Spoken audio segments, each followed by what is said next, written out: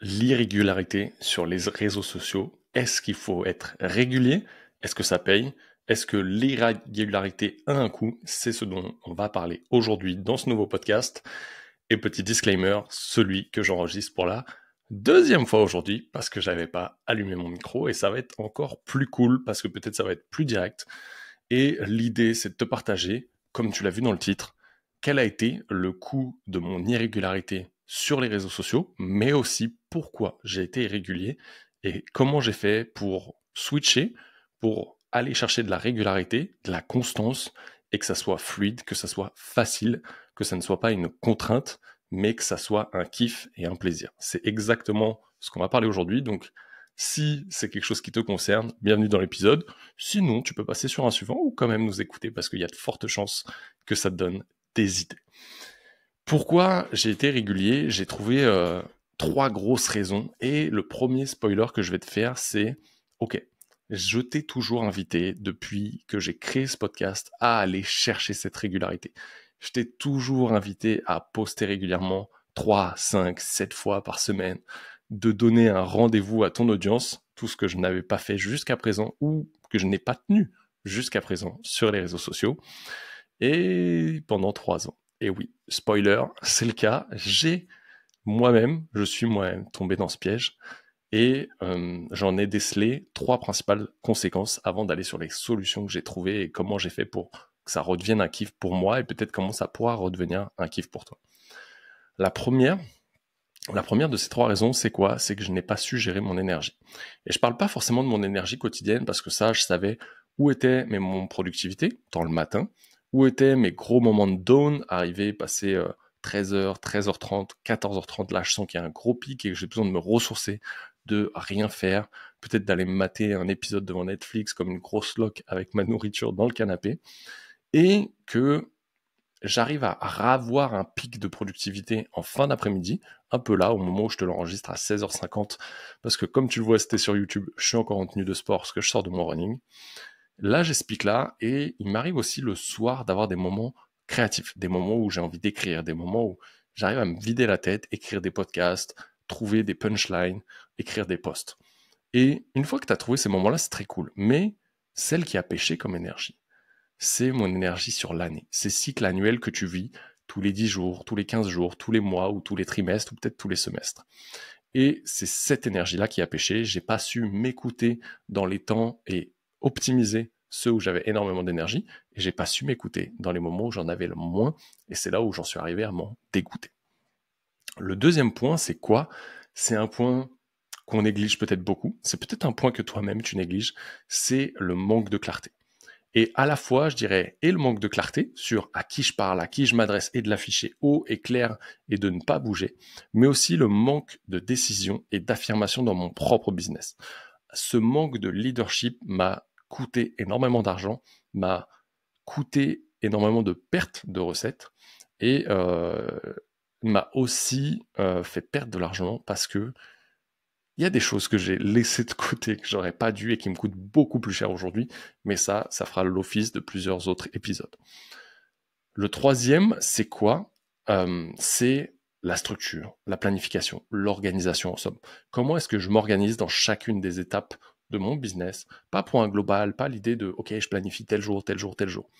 Moi, je suis un peu ce mode un peu slasher, TDAH, ce que tu veux. En fait, je me mets pas forcément une étiquette et j'en ai même strictement rien à carrer de l'étiquette que tu voudras me mettre ou que la société essaye de nous mettre. Mais plutôt, ce cerveau de hamster, si tu le concentres pas, si il n'arrive pas à être focus, il part dans tous les sens parce qu'il y a toujours un truc génial à faire et qu'il y a toujours un truc qui m'attire surtout. Et donc ça, c'est vraiment le troisième. Comme tu l'auras compris, ce nouveau format d'épisode, je pourrais l'appeler BIP, Build in Public. L'idée, c'est vraiment de te partager ce nouveau format de, ok, qu'est-ce qu'a pêché, qu'est-ce que j'ai expérimenté, qu'est-ce que j'ai lancé avant, après, quelles sont les solutions que j'en ai trouvées, que ça soit sur des phases de création de contenu, sur des phases de lancement, peut-être aussi sur la prépa de l'Ironman. Oui, si je suis en tenue, c'est parce que j'ai décidé de le reprendre. Et l'idée, c'est que dans tous les cas, ces podcasts, tu les retrouves et le lundi à 7h du mat et le jeudi à 7h du mat. Et si tu veux en découvrir plus, un peu plus sur ces build-in publics, sur les dessous de bons business, des stratégies que je mets en place, et peut-être de toi-même les mettre en place, et je te partagerai des posts que j'ai utilisés qui ont fonctionné, qui fonctionnent encore 3 mois après, qui me permettent de ramener des clients. Je t'invite à rejoindre la tribu sur leadersonfire.fr/tribu, leadersonfire.fr/tribu. Dans tous les cas, le lien sera en description, que tu sois sur YouTube sur la vidéo ou en écoutant le podcast. Et on peut retourner à notre épisode de savoir comment j'ai ajusté pour revenir et arriver à aller chercher cette régularité, mais aussi aller chercher cette régularité et du kiff, et que ça ne soit plus une obligation, mais un plaisir de poster, de partager. Et parce que oui, si on poste, c'est aussi parce qu'on kiffe, mais aussi parce qu'il y a quelque part une stratégie pour aller chercher des clients, qu'on se le dise. Il y a des moments qui sont cool parce que tu vas partager, mais on utilise les réseaux sociaux comme une stratégie organique qui nous permet de créer du contenu qui, elle-même, nous permet d'aller chercher des contacts, des échanges, et de ces échanges, peut-être, nous ramener des partenariats, des potes business et des clients. Comment j'ai ajusté le niveau d'énergie? Ça a été de comprendre mes cycles. Mais au-delà de les comprendre, ça a été aussi de les accepter. Je les voyais, ça faisait 2 ans que je me laissais engloutir par cette vague d'émotions où je vivais un peu ces cycles de up en énergie où j'en avais beaucoup, et des cycles où j'en avais beaucoup moins. Et en fait, c'était aussi d'accepter de, ok, quand est-ce que sont ces hauts? Quand est-ce que sont ces bas? Pour moi, ces hauts et ces bas sont vraiment en mode été-hiver. Bizarrement, au milieu de l'été, vers juillet, je commence à avoir une période un peu plus au ralenti. Et en hiver, pareil, j'ai une période un peu plus ralentie au cours de novembre-décembre qui ralentit et qui remonte après tranquillement janvier. Et l'idée, c'était, ok, comment j'arrive à surfer sur ces vagues d'émotions? Comment j'arrive à l'optimiser tout au long de l'année et pas au fil du temps, un peu comme je m'organisais. Ça, on va le voir dans la partie structure, le 3e point.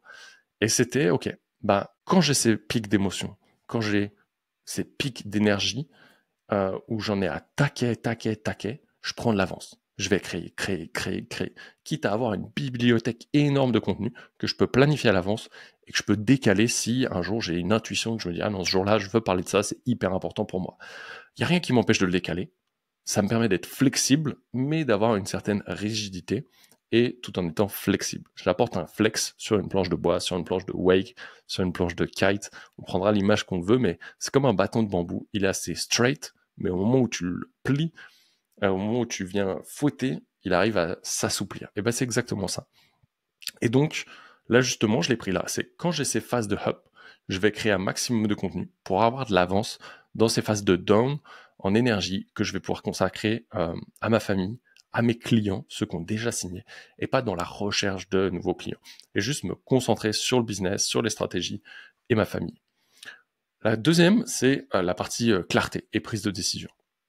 Alors là, il y a 2 choix. Il y en a un où j'ai dit, je m'en balèque, et l'autre où j'ai dit, ok, on fait ça. Et en fait, c'est un mix des deux. Pourquoi je te dis, je m'en balèque? Parce que j'ai pris le contre-pied de mettre de côté tous les dictats de la société, de l'entrepreneuriat, du web qui te disent telle solution, ça marche, prends qu'un seul client, fais un big hype produit et tu verras et bam, bam, bam. Ok, j'ai dit ça, je m'en balèque parce qu'aujourd'hui j'ai 2 phases et 2 évolutions de personnes dans ma société, dans ma communauté, et qui fait qu'ils sont à des stades d'évolution que j'ai été différents. Et pour moi, ça me fait chier de pas pouvoir, clairement, ça me faisait chier de pas pouvoir répondre à leurs demandes ou que le produit que je créais était inaccessible. J'ai donc choisi de m'en balèque et de créer les 2 steps différents de ce que j'aurais kiffé avoir à l'époque. J'ai pris pas mal d'appels, peut-être avec toi récemment. On a échangé sur ces 2 projets qui sont Origin et The Camp, que je vois comme moi, en tout cas, 2 pièces de puzzle qui s'assemblent parfaitement. Je t'en parlerai un peu plus tard, c'est pas le sujet du jour. Et l'autre, c'est quoi? C'est, ok, j'ai décidé, en faisant un gros point sur moi, sur ce que j'ai travaillé, sur ce que j'ai fait, sur, ok, qui je veux accompagner, quels sont ses stades, qu'est-ce qu'il vit, c'est qui, c'est quoi, de l'affirmer et de ne pas le changer. Parce que j'ai fait cette girouette pendant les 3 ans où mon message n'était pas clair et où des potes, merci Val, on m'a encore dit récemment, mais tu sais quoi, je te suis, on est potes, mais je sais toujours pas ce que tu vends et à qui. Donc ça, c'était une très belle remarque, ça a été un très bon feedback que j'ai accepté et ça m'a permis de mettre beaucoup plus de clarté, de l'afficher petit à petit, ok, tout n'est pas encore à jour, mais c'est en cours, et de prendre cette décision de, ok, je vais déployer ça et ça, donc le programme de groupe et l'immersion, et dans tous les cas, je vais aller au bout, quel que soit le nombre de clients qui me feront confiance, et c'est déjà le cas. Donc merci à toi si tu m'entends. Et côté 3e point, organisation et structure, qu'est-ce que j'ai mis en place? Et ben là, c'est ça. C'est déjà la première phase d'organisation, c'est celle que je te parlais un peu dans le premier point, c'est on va créer un maximum de contenu sur ces périodes que j'ai détectées comme des hubs d'énergie et on va se laisser et lâcher la grappe sur ces phases de plus basse énergie. Ensuite, c'est comment est-ce que je fais pour organiser mes coachings one-one? Le système le plus simple. J'ai cherché à le complexifier, j'ai cherché plein de solutions, il y a plein de choses qui me motivaient. J'ai dit, ok, tu sais quoi, je sors le truc le plus simple, un suivi ici, les dossiers ici, et la prise de rendez-vous à tel endroit, et comme ça c'est fluide pour tout le monde, c'est un système ultra simple, c'est pas ultra léché, mais le système est simple, parce que l'idée c'est de simplifier au maximum, et de ne pas avoir 15 000 personnes sous ma coupe. Je ne veux pas créer une entreprise avec 15 personnes. En tout cas, aujourd'hui, en 2024, où je t'enregistre ce podcast. Le troisième point sur l'organisation, ça a été de me dire à quel moment je cale les partenaires, parce que j'ai arrêté de bosser avec une équipe. J'en ai repris une nouvelle là, lundi. On est le 30 avril aujourd'hui, donc le 29 avril. Une équipe s'est arrêtée au soir, une nouvelle équipe redémarrait au matin. Donc ça a été comment est-ce qu'on optimise pour que ça soit clean avec eux, que je sois toujours engagé, que je respecte les engagements que je prends avec eux, que je respecte aussi les engagements que j'ai avec mes clients en one-one et aussi avec mes clients sur la partie groupe. Donc l'idée pour moi, c'était vraiment de me poser, de me dire, ok, à quel moment j'ai le plus d'énergie à leur accorder pour être au top du coaching, que ce soit chez les partenaires, chez mes clients one-one ou pour mon offre de groupe. Donc ça, je les ai posées dans l'agenda. Elles sont immuables, même si peut-être des fois ça bougera avec les vacances, les congés, mais l'idée c'est que je ne déplace jamais ces périodes pour mes clients, jamais ces périodes au maximum, sauf cas exceptionnel pour les partenaires également. Et derrière, c'est comment est-ce que j'ajuste ce temps libre? À quel moment je fais les appels avec des prospects? À quel moment je vais créer du contenu? À quel moment c'est plus important que j'aille faire du sport? À quel moment c'est le plus important que j'aille faire des bains froids? À quelle partie de mes journées, quel jour je garde pour passer en famille? Ça a été hyper important. De là, je te dis pas que tout est écrit dans mon agenda. Bien au contraire, il y a quasiment rien d'écrit dans mon agenda autre que ces coachings. Parce que au moins, je suis sûr qu'il n'y a personne qui prenne de rendez-vous. Je suis sûr de rien oublier et je suis sûr d'être disponible ou non si on a besoin de moi quelque part. Et le dernier point sur l'organisation, ça a été de chercher, en plus de la création de contenu, du système pour le suivi des clients, de comment je m'organise pour clients et partenaires pour les coachings. Le dernier point, ça a été, ok, comment est-ce que je m'organise dans le suivi des gens avec qui j'échange pour arrêter de mettre 4 ans, 4 mois à répondre à des messages privés, que ce soit sur Instagram, sur Messenger ou sur WhatsApp, qui était mon gros bas blesse. Aujourd'hui, j'ai fait un fichier sur un Notion où c'est un peu un CRM de prospection quelque part, un CRM de suivi de mes échanges en messages privés qui me permet de savoir avec qui j'échange, à quel moment j'ai échangé et peut-être de quoi on a parlé des fois parce que j'échange avec tellement de monde que des fois c'est difficile de tout retenir. Ça a été la mise en place de ma structure qui est propre à moi. J'ai cherché les systèmes qui étaient les plus écologiques pour moi, les plus faciles à suivre et pour créer cette fluidité en fait dans mon quotidien aujourd'hui et dans la totalité.